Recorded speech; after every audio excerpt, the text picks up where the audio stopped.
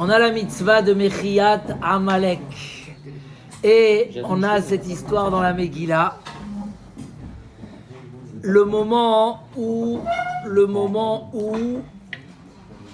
Esther, elle s'aperçoit que Mordechai a enlevé son costume de ministre et il s'est habillé avec un sac de grosse laine, de gros fil, et il est en train de tourner à côté du Sha'ar HaMelech, en train de pleurer et d'hurler. Vatit chalchal hamalka me'ot. Ça l'a choqué, c'est pas faisable devant le palais du roi, quelqu'un qui... Alors, elle a envoyé des habits pour habiller Mordechai. Comme quoi, il faut aller doucement. Après, tu peux m'expliquer, mais déjà, habille-toi. Et là, qu'est-ce qui s'est passé? Vaïsaper, Mordechai et Esther, et kol asher karahu. Mordechai, il raconte à Esther tout ce qui lui est arrivé. Mais le mot karahu est intéressant. Ve'et parashat hakesef asher amar Haman lishkol neged hayehudim. Et la paracha, le sujet de l'argent que Haman il a mis sur table pour acheter l'extermination des Juifs. Il dit le Midrash que Mordechai il a dit à Esther, Karaou ben beno shel Karaou ba'alenu. Tu sais qui c'est qui est venu contre nous? C'est Karaou, fils de Karaou. C'est quoi? Parce que dans la paracha de ce Shabbat, dans parashat Zachor, on va lire Asher karecha baderech. Rappelle-toi ce que t'as fait à Amalek à la sortie d'Égypte. Ita karcha baderech. C'est quoi karcha? Rashi ramène 3 explications. C'est quoi le mot karcha? Où ça vient du mot kar? C'est quoi kar? Il t'a refroidi. Il t'a refroidi dans ta avodat Hashem. Il a refroidi le bain bouillant. Amalek, c'est ça, karcha, kar. Deuxième explication.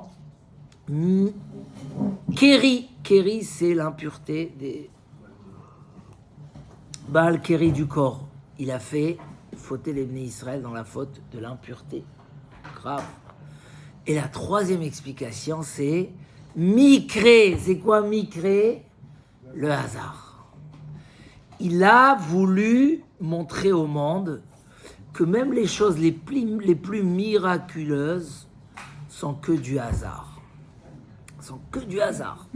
Parce que venir faire la guerre contre un peuple qui a eu tous ces miracles, le bain il est bouillant. Ah Michael, Echefchar, tu vois la main d'Hachem, la manne, les nuées de gloire, quoi plus que ça? Ça existe quelqu'un qu'avec tout ce qu'il voit, il est capable de dire c'est du hasard. Est-ce que ça existe? C'est Pélé. On peut expliquer les plus grands miracles comme des choses, c'est inexplicable. Ben apparemment ça existe. Et Amalek c'était ça. C'était de venir faire la guerre contre les Juifs et dire non. Ils sont comme tous, il n'y a pas ici Dieu ou pas Dieu.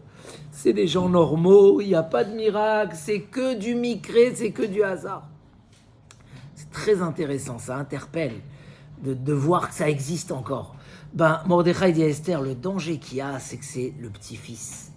C'est la même chose qu'Araou, quand Haman il est venu pour exterminer un peuple, et le peuple de Hamachem, qui attendait de remonter pour construire son deuxième Beth Amikdash, qu'est-ce qu'il fait? Il fait un tirage au sort. Les gens, ils appellent ça le dé.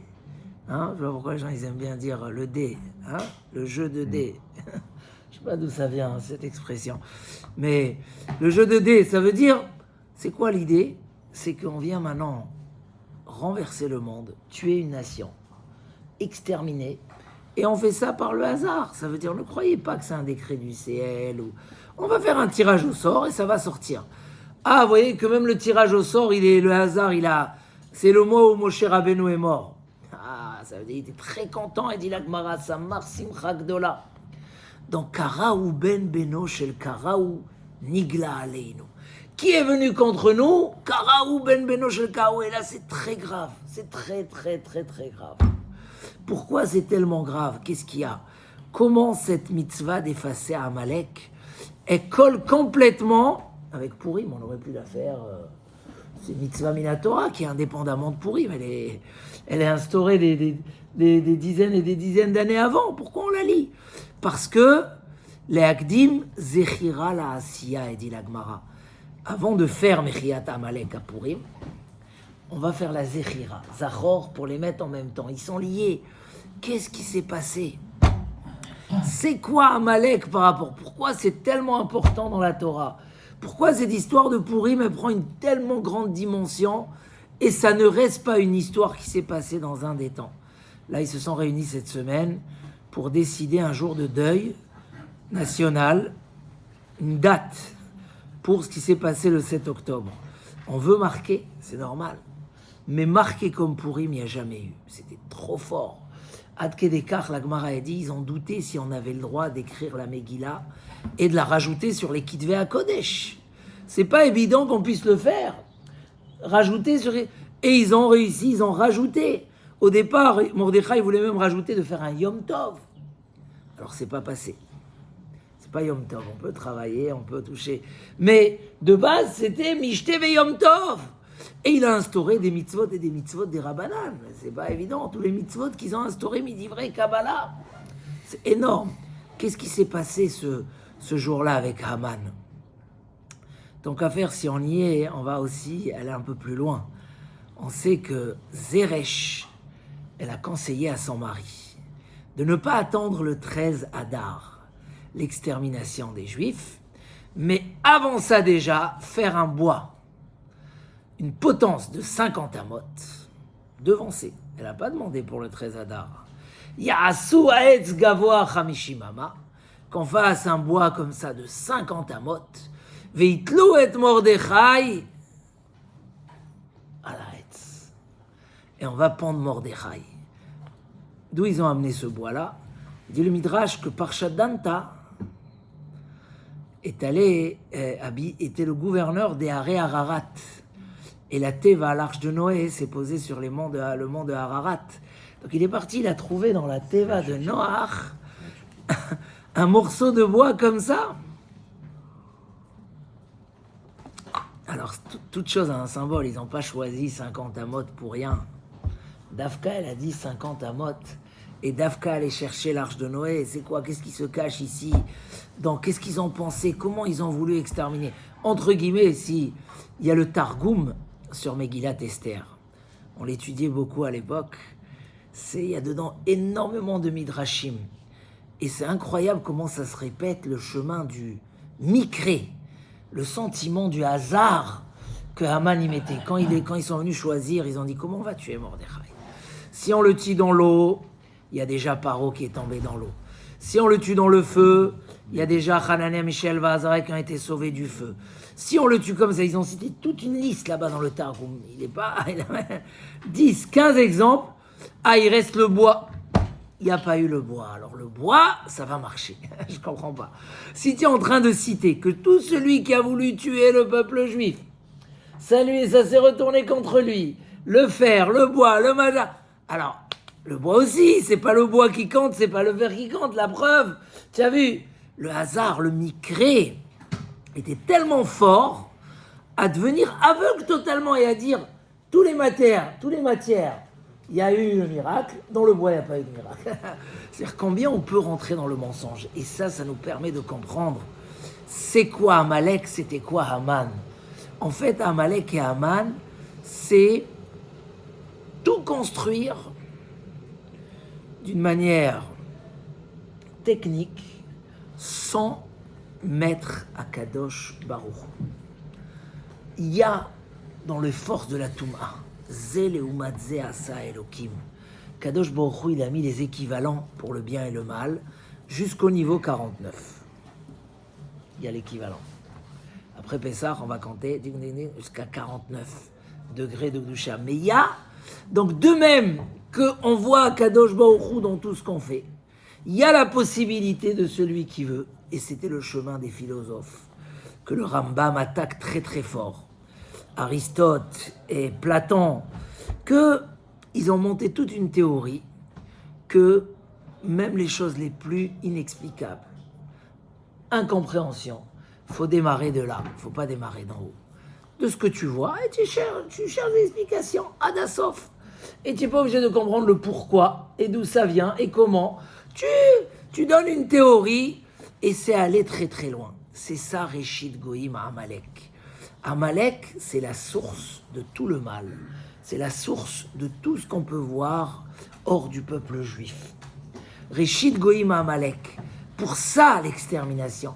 Parce que tous les sources du mal, parce que ça va très très loin, s'il n'y a pas Akadosh Baruch Hu. Alors il n'y a pas de conscience.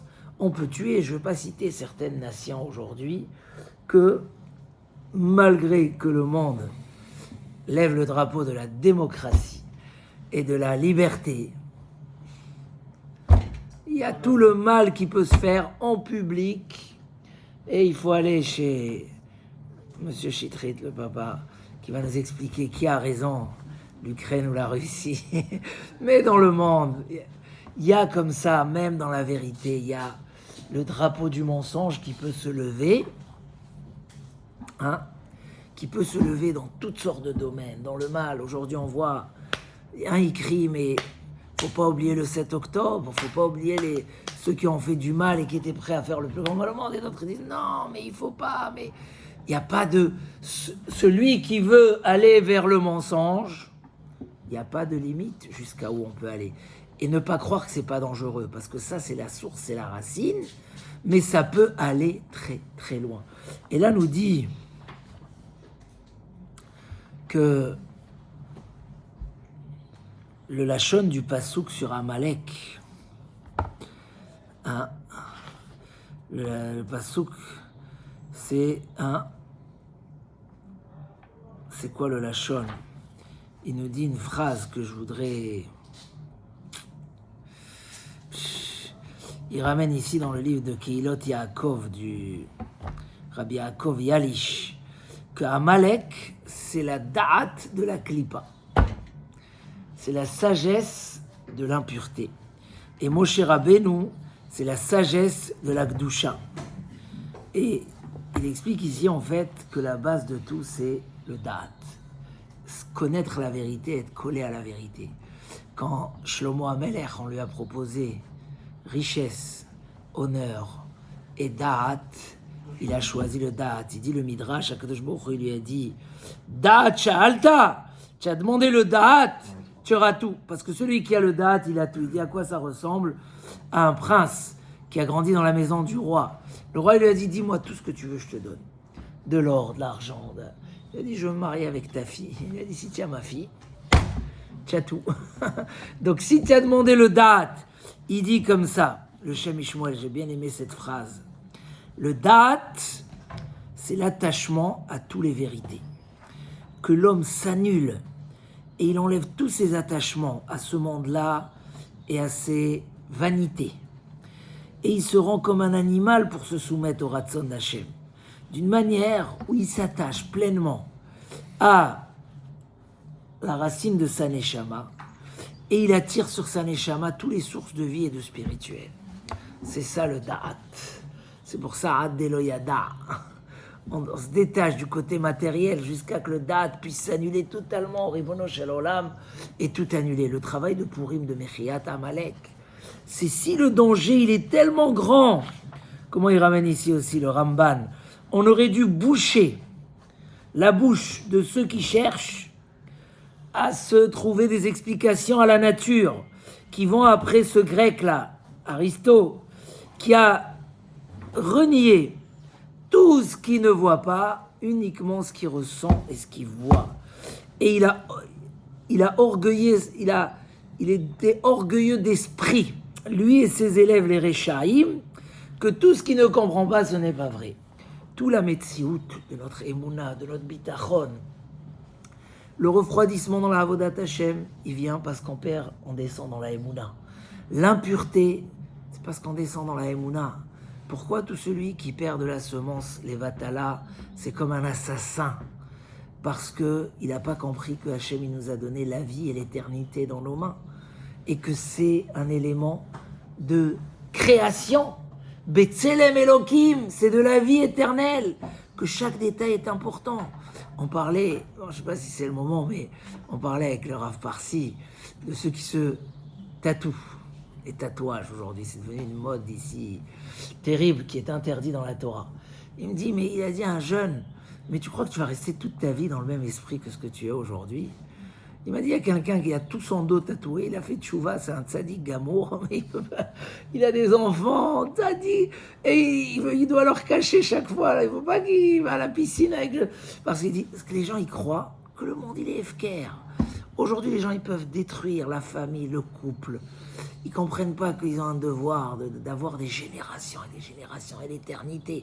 Tout ça, c'est le monde de la Gdoucha. Aujourd'hui, il n'y a pas. Si, il a eu du mal à se marier, alors, kapara, il n'y aura pas. Mais tu ne comprends pas que c'est des mondes entiers.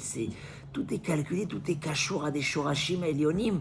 Celui qui n'a pas d'enfant, qui est chauffeur d'amim, c'est des devoirs, chaque détail. Donc, la pureté, le kéri, vient aussi parce que le mikré, tout est là par le mikré. Et le danger, que cette froideur, elle est tellement forte qu'elle peut refroidir le bain bouillant. Et c'est ça qu'il a eu peur, Mordechai. Pourquoi ils sont partis, ils se sont relâchés, ils dorment des mitzvot? Pourquoi ils vont dans le festin d'Achashverosh? Pourquoi ils ne sont pas prêts de se jeter dans le feu comme Hanania, Mishaël, Azaria pour ne pas se prosterner à l'idole de Nabucodonosor? Pourquoi tout ça? Parce que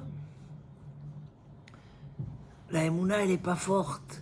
Celui qui est Mahamine, comment il dit le Messilat Yesharim, celui qui est Mahamine dans le Olam Haba, vraiment, il ne voudrait pas avoir une petite place dans le monde futur. Il ne voudrait pas être un petit, s'asseoir dans les petits strapantins ou tabourets pliants dans les coins du Olam Haba. Celui qui fait la Torah essentielle dans le Olam Haba, il dit le Midrash, il va être essentiel dans le Olam Haba.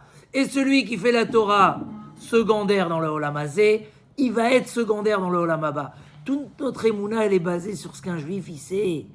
Veda, Shematan, Sraran, Shel Tzadikim, Le'atid Lavo. Chaque mitzvah, elle est éternelle. Chaque mitzvah, elle est infinie. Et dans tout.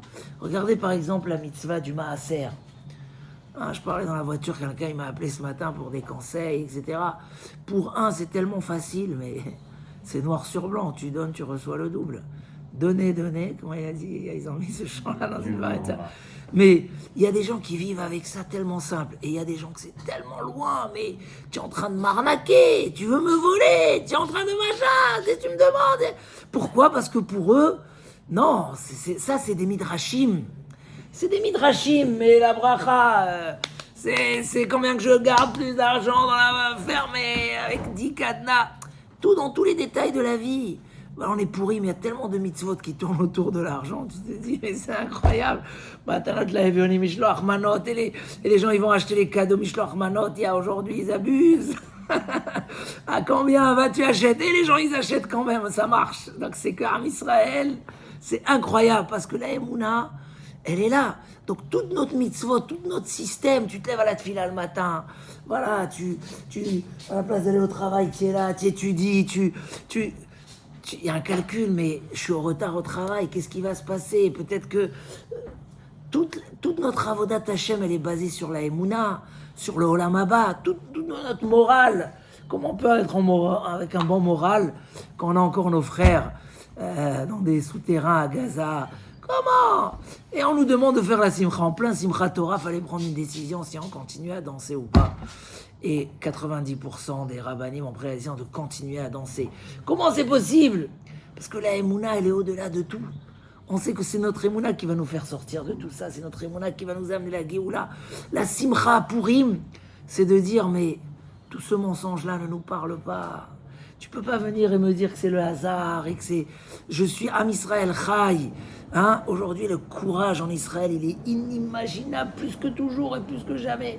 Parce que Am Israël Chai, c'est que la Emouna, elle nous sauve de l'impureté. Ça veut dire elle nous laisse pas perdre nos potentiels, notre richesse spirituelle. La Emouna, c'est elle qui donne la motivation dans les mitzvot. Et ça, c'est Asher Kara. Il a dit, attention, Karaou ben beno shel Karaou nikra alenu. Quand ce Shabbat, on va lire Mechiat Amalek, ne pas oublier, effacer toute cette idéologie fausse de dire que tout c'est du hasard et que tout c'est du hasard, etc. Et avec le dé, tout le nom de Purim, c'est ça. Tout le nom de Purim, c'est ça. C'est pourquoi on appelle ça Purim. Pour, c'est un tirage au sort. C'est un goral. Purim, Hapur nefach le pourenu. Le tirage au sort qui venait symboliser le plus grand hasard, c'est devenu le témoignage de la plus grande émouna. Parce que son tirage au sort est devenu le jour, notre date, où on a gagné. Donc, c'est ça Pourim. Rappelle-toi, il y a 2 tirages au sort. Il y a autour de toi quelqu'un qui n'a pas la émouna. Il y a autour de toi le hasard, que pour lui, perdre une mitzvah ou gagner une de plus, ça n'a pas d'importance. Et tu as celui qui se bat sur chaque mitzvah, il rate aucune occasion. Hein? Il sait qu'il investit dans l'éternité, dans le Olam Haba, dans le Hémet. Et tout ça, Pourim, ça s'est renversé. Mais Chiyat Amalek, c'est d'effacer totalement dans son esprit des petites avaminotes. Des fois, quand quelqu'un il te vexe fort, ou quelqu'un te fait du mal fort, tu dis non, là c'est pas Mina Shamayim. Là c'est lui. Des fois, tu es déçu comme ça, tu as une déception. Là, c'est... Non, enlevez totalement cette idée de Mikré, de Kéri, de Krérout, de refroidissement dans la Avodat Hashem. Au contraire, avoir une émouna, c'est ça la mitzvah de Mechiat Amalek. Et Akadosh Baruch Hu, il nous promet que si nous on le fait en bas, et on lit la parashat Zachor correctement, et on efface Aman, pourquoi il faut taper? Parce que dire, ça suffit pas de ne pas y croire. Il faut combattre ce mal-là. Tant que la Géoula n'est pas venue, c'est parce que on n'a pas combattu encore ce mal-là. Chaque mitzvah, Akadosh Baruch Hu dit à Avraham Avinu, tu as eu la émouna dans ce que je t'ai dit, ou les chati et tzedaka. Pour toi, je te considère ça comme une mitzvah. Comme si tu as fait de la tzedaka. Si j'ai eu la émouna, c'est entièrement dans mon avantage. Il n'y a pas une plus grande mitzvah que la émouna. Oui, c'est dans ton avantage. Oui, tu te tranquillises avec ça. Oui, tu te réconfortes avec ça. Ça, c'est un détail. C'est une mitzvah, la plus grande mitzvah. Avec ça, on fait régner Akadosh Baruch Hu. Avec ça, on fait régner les mitzvot dans notre vie. Avec ça, on reste dans la Kedusha et pas dans la Touma. Et c'est ça la différence dans Parashat Vayikra. Pour finir avec la Parashat de cette semaine. Vayikra, c'est Vayikra cette semaine. On est ailleurs là. Vayikra, petit Aleph. Pourquoi? Parce que pour Bilam, c'était Vayikar. C'est quoi Vayikar? Akadosh Baruch Hu se dévoilait à lui occasionnellement, sans qu'il soit forcément pur. Le Mikré, alors que Moshe Rabbeinu c'est Vayikra avec Aleph. La différence, c'est que Am Israël vit dans la Emouna, vit avec l'appel d'Hachem, l'appel des mitzvot, l'appel du spirituel. On culpabilise. Les Allemands, ils ont dit, tant qu'il y a un juif, il n'y a que la culpabilisation, on ne peut pas faire ce qu'on a envie. Et nous, on dit, oui, on culpabilise, parce que il y a une valeur à nos actions. Quand on n'a pas fait, on culpabilise. Et automatiquement, avec ça, on ne refait pas la bêtise et on fait que les mitzvot. C'est ça toute notre richesse. Alors que ce Shabbat, on soit zoché. Nous, on les fasse en bas, on se rappelle en bas, et Hachem les fasse en haut. Se renforcer dans les mitzvot, se rappeler tout le temps. Quoi, je vais rater cette mitzvah? Je perds dans mon Olam Haba. Je perds dans la satisfaction d'Hachem envers moi. Je perds. Je raterai pas. Je resterai pas froid dans les mitzvot. Toujours bouillant, Baruch Hashem, toujours le Limoudat Torah. Le travail, il vient après. Les occupations, ils viennent après. La Kedusha, on va jamais privilégier un bureau pour un enfant.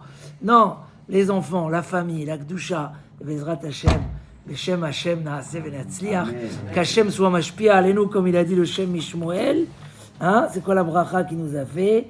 Qu'à ce moment-là, quand un homme, ou Moshech Mishoresh Nishmato, Kol Mine Ashparot, puisqu'il a annulé toutes les erreurs face à la soumission à Akadosh Baruch Hu, il tire sur son âme toutes sortes d'influences de Kedusha et il est collé dans la source de la vie, dans la source de la bracha. Amen, Kani Ratzon, Purim, Sameach, Shabbat Shalom, Chazak.